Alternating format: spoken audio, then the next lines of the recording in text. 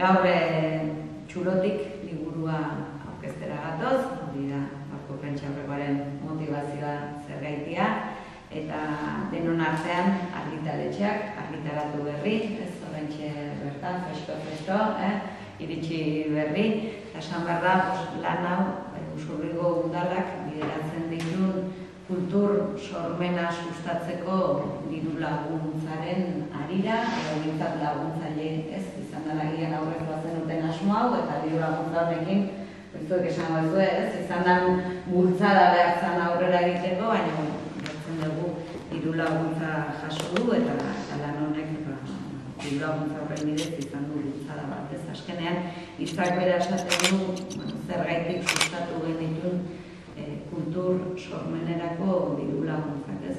Ia badira urte batzu, abendukan kezka bat, gogoeta bat iten ari ginen, egia da Usurbilgo udalak Usurbil herri bizia da kulturra arlotik, beste hainbat arlotik ere eta baita ere kulturra arlotik. Baina, genuen kezka bat, gogoeta bat iten ari ginen, batez ere, ez bideratzen genuen diru laguntzen horien helburua zintzen inpaktua, eta batez ere, ez kultur ikuskizunera bideratutako diru laguntza handia bai, baina ez sormenerako, ez da aldiz ikusten genuen herrian, arlo ezberdinetan, disiplina ezberdinetan, hain herri txikia izanik ere, zehola, badagoela ez, sormena eta udalak bideratu bertzula eta sustatu bertzuela ere sormen hori, udala ere, kultur sortzaileen bide lagun ere izan bertzuela, azkenean kultura ere ekonomia delako, tokiko ekonomia ere sustatzen duelako, sormena sustatzea aparte.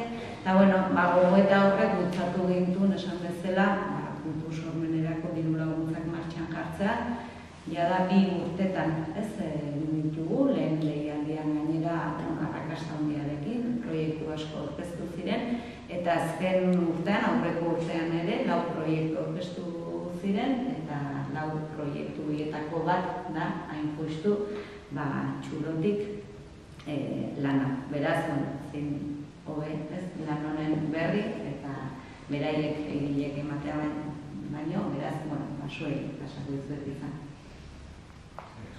Eskerrik asko. Egunon. Eta eskerrik asko, benetan, Usurbilgo udalai, esan dituzu hitz guztiarekin bat datoz, eta zeratik Txulotik sortu.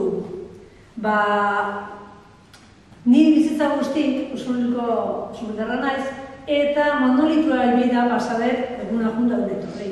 Umetan, behidatzen nilon, da, oso ondo, hortxido. Baina, sortzezian, zerbait, tarteka pasatzen zen da. Jolasten nun, behidatzen nilon, geroa, etorri zitzaidan, egin bado, zerbait. Zerbait bado, udalegin idazkera kontutan hartuta, hoi nola atera kanpoa, nola bizitza eman horrei bere idazkera, izan nahi atentzioa daitzena. Umetan ez nintzen kontuatzen, baina gero kontuatu nintzen. Eta makini bidali nion idea, hola eta hola, eta makinak izan zen, oso ondo. Zuk hitza, azaia zu, eta nik irudia jarri doiot. Eta orduan, otazidan, Remigio Mendiburun eskultura bat itia. Eta horretikan bilak uztartuta Txulotik atera zegu. Eta ez da hitz, zerret, hola komentatzeko? Ari gara pixka prozesuaz ez da, orduan altza da nire bizirekoa, eta orduan jaizkibila joateko joera dut, beraz, berara ikusi nuen uztartu behar zirela, bai Remigio eta bai udarregi. Azken batean hau bihurtu da, Remigio hori omenaldi bat. Eta prozesua, 30 urtean mazkigo elkarlanean, Xablek eta biok, transmisio lanean batik bat, hori oso garrantzitsua iruditzen zait, azpimarratzea, transmisio lan batean egiten ari gara, gure ondare materiala eta ez materiala transmititzen ari gara, hain zuzen ere gaur goizean hori dugu, Usurbileko neskamutilekin, eta hori da pixka gure lan hildoa. Gero saiatu gara produktu bat erakargarria atsegina egiten, eta editoreak ere edizio lan importante egin du, begionez ikusi zuen egitasmoa, planteamendu ere asko gustatu zitzaion. Eta hau da gure ekarpena,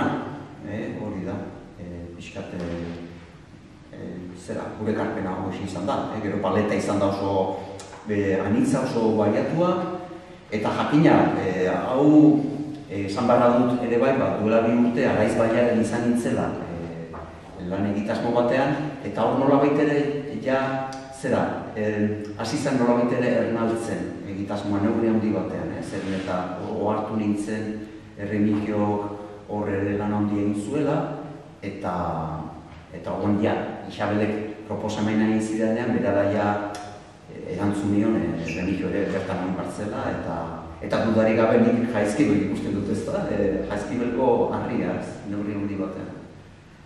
Eta hori da, bizka prozesua zitzen dugu, edukiaz ere bai, eta gero nola ez, bere Isabelen ahozkotasuna beratz eta hiztegi eder hori bertan dago, liburu honetan dago, eta nik uste dut importantea dela ere bai, zen eta ahozkotasuna ere aintzat hartu behar dugu, eta hori da gure ekarpena.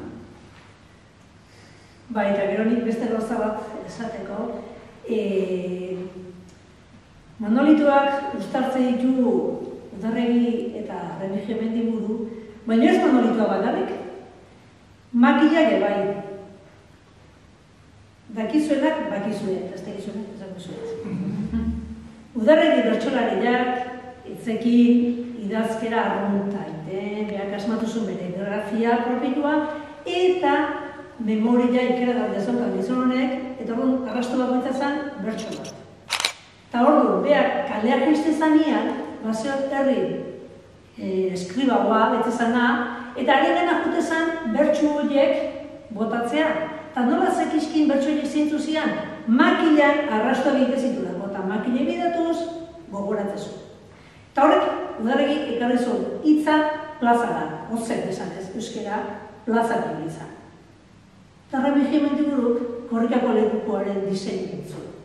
Eta horri esker, Euskal Herritik barrena, euskarazko hitza ozen esatea. Eta orduan, uztartu dira horre bai.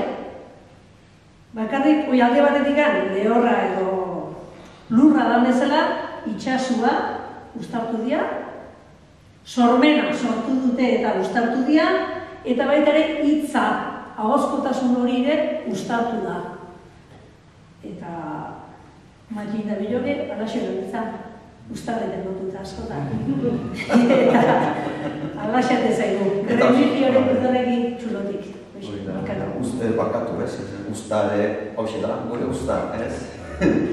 Uztarretik uztar. Eta bai, bat natorzu duke esan dazkoakin, eta berriro ere diote, Remigiori omenaldi bada ere bai, eta kontutan transmisio lan honetan ere, dudarik garbe, behin eta berriro azpimarratu behar dugu, garai hartan, egoera eta testuinguru zail horretan, sorkuntza lanetan aritu ziren haiek, ikarrezko lan nahi zutela, ez da? Eta nik uste du lekukoa, izuzen ere jaso dugula, eta lekukoarekin lotuta dago, dudarik gabe korrika, ez da? Eta izuzen ere horregatik gogoan izan ditugu, ekako lagunak, ez da?